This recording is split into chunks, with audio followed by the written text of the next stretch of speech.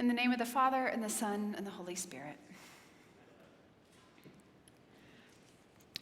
Have y'all found any good television this year to really dig into and catch up on some good series?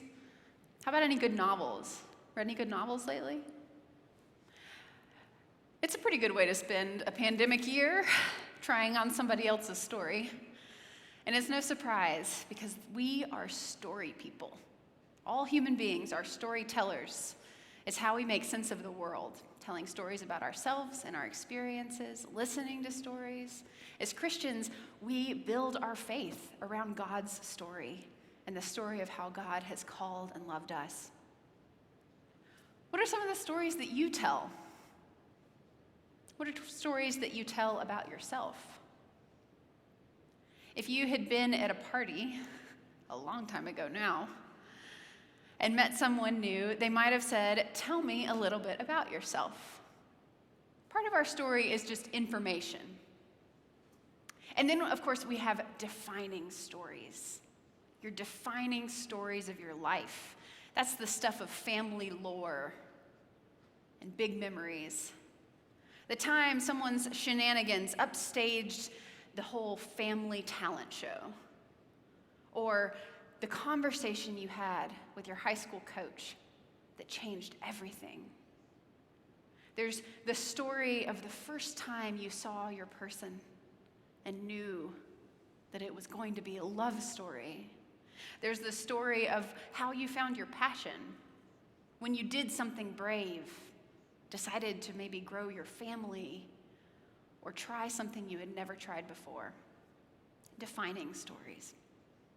And then we have stories that we tell about ourselves that are so tender and so vulnerable that we might never speak them out loud to anyone else. Sometimes those unspoken stories we tell about ourselves to ourselves aren't true. Those are the kind of stories that can chip away at our ability to recognize the deepest story of who we are in God. And today, when we read this gospel story about the man with the unclean spirit or the demon, we see a man who is not living in the deepest truth, the realest story of who he is as a beloved child of God. Now, there are biblical scholars and preachers who have weighed in far wiser than I about what this thing is that's possessing him. Some scholars, some traditions, believe that it was a demon, a supernatural force taking over his self and body.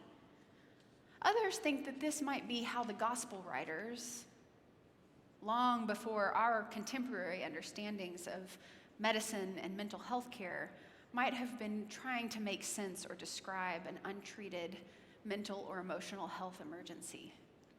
And I'll fess up that I don't know, and I don't have my own theory.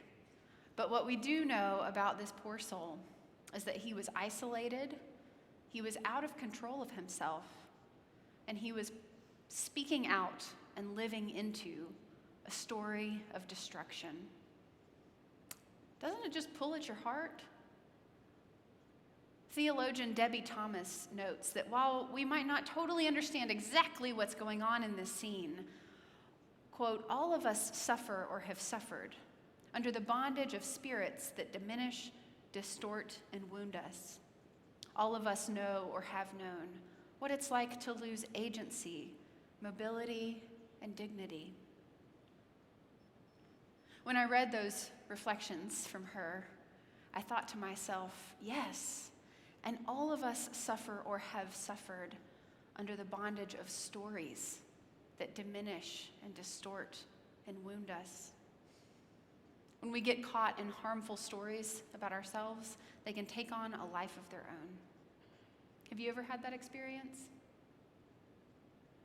Maybe seeing someone you love caught in that kind of story. One of the harmful stories I used to tell about myself was actually about becoming a priest. Some of y'all know that I grew up in a tradition where women's leadership in church was limited to playing the piano and taking care of kids. So by the time I was in my early 20s and learning that actually those nudges from the Holy Spirit toward preaching and leadership that I'd been feeling since childhood could be a whole call, I had been eating up those messages that I was inferior for years.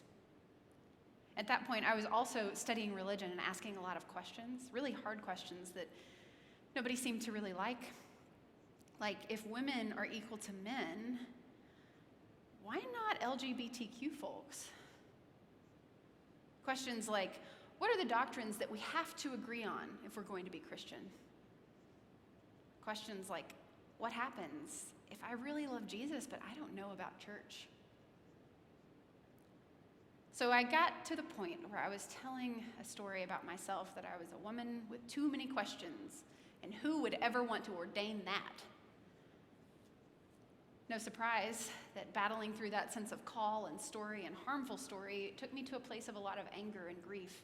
And one day I was talking to a friend, ranting and raving to him all about this angst. And he was listening carefully until he looked me full in the face and interrupted my story. And he said, "Of course you could be ordained." And then he paused and he cut to the real heart of it and said, "Of course you are worthy of love." What's the story that you are telling about you? Does it start with love and your worthiness of love? When Jesus meets this man possessed, he interrupts the story of destruction with a story of love and worthiness and freedom. Sometimes that change can feel threatening. At least the stories that we've been telling are familiar. But to accept God's offer of love and freedom and new life, we have to get rid of stories of isolation or of harm, of rejection, just like this man. And when he and we allow God's love and the wisdom and healing of Jesus and the truth of the Spirit speaking to get rid of those old stories, we will find a freedom and a love and a wholeness we could never have imagined. Because the deepest story of who we are is love. This gospel also gives us some insight about the stories we tell about other people. If we think that the stories we're telling about us to us can be tricky and tender, there can be a lot of damage when we start telling stories about other people, especially when we don't even bother to find out what they're thinking. We tell stories about their motives, about what they're thinking, about what they're doing.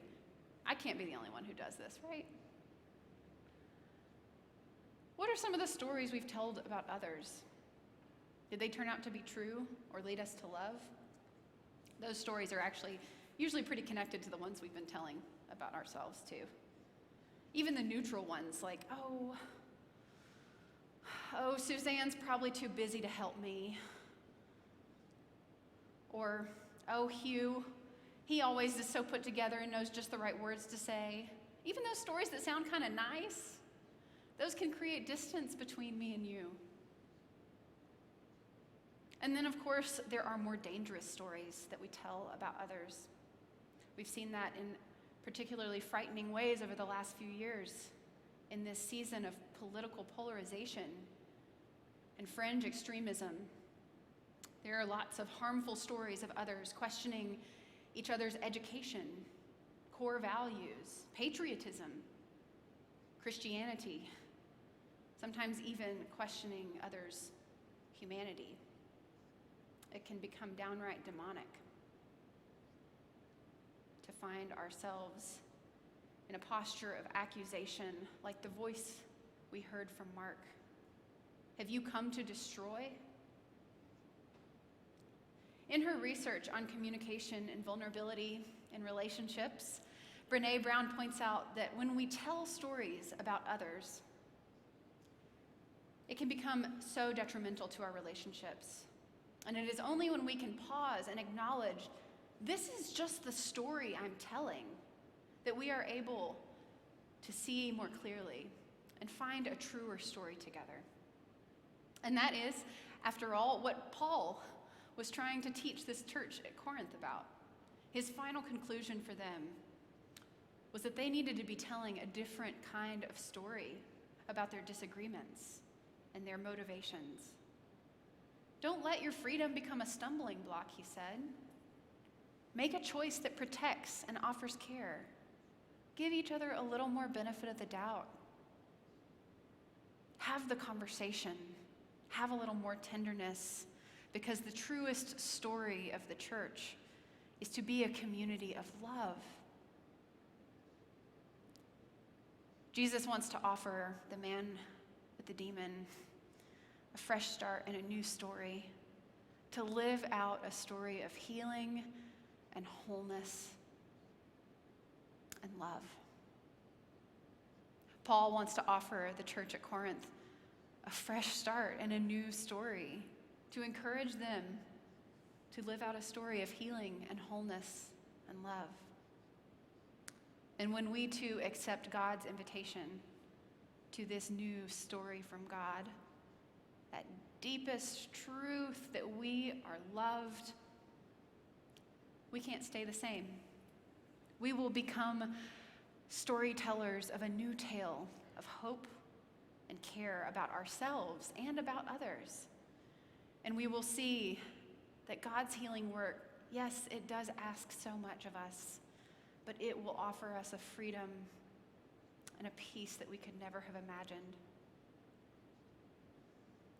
What are the stories you're telling about yourself, beloved? Are they grounded in God's love and leading you to wholeness? What are the stories you are telling about others, beloved? Are they grounded in God's love and leading us to wholeness?